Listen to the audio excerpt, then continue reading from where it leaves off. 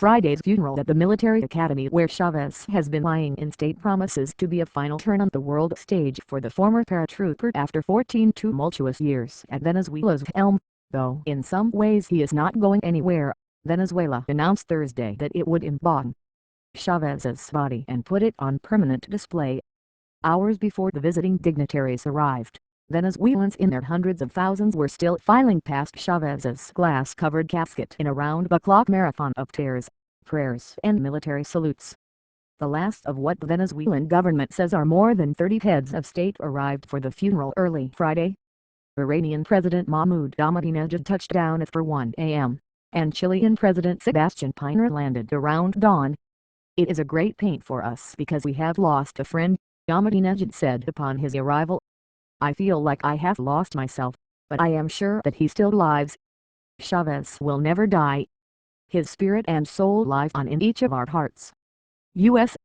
Representative Gregory Meeks, the New York Democrat, and former Representative William Delahunt, a Democrat from Massachusetts, represented the United States, which Chavez often portrayed as a great global evil even as he sent the country billions of dollars in oil each year.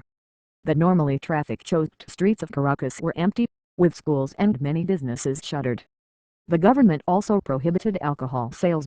Many Venezuelans, particularly Chavez supporters, said they were caught up in the pomp and circumstance of the past few days, and flattered to be in the world's attention. "This is historic.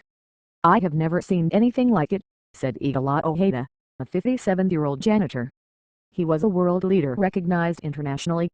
"I am speechless. It is impressive." Others said they were put off by what they saw as excess, particularly the plan to put Chavez's body on permanent display.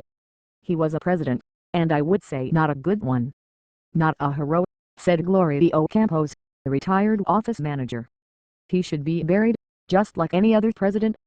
They are treating him like he was the father of the country. It's crazy." The government has given almost no details about the funeral, and has told the national and international media there will be no access, a measure of the strict control with which Chavez and his top lieutenants have controlled the country for years. On Thursday, Foreign Minister Elias Joy appealed to local media not to publish critical political analyses which could be a provocation for paint people.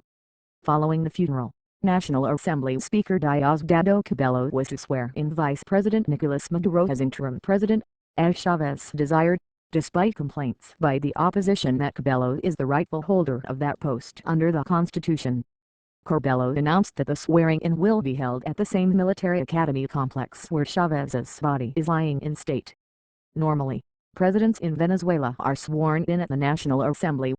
The Constitution says elections must be held within 30 days of Chavez's March 5 death, though the government has not set a date. Maduro has announced he will be the candidate of Chavez's ruling Socialist Party against likely opposition candidate Enrique Capriles, and many expect him to ride the wave of emotion following Chavez's death to victory. Friday's funeral promises a climax. 3 days of ceremony have followed Chavez's death, and Venezuelan media were filled with commentary about the outsized place the late leader held on the world stage. Jawa said countries from Cuba to China to Iran had declared days of national mourning for Chavez, highly unusual for the leader of another country.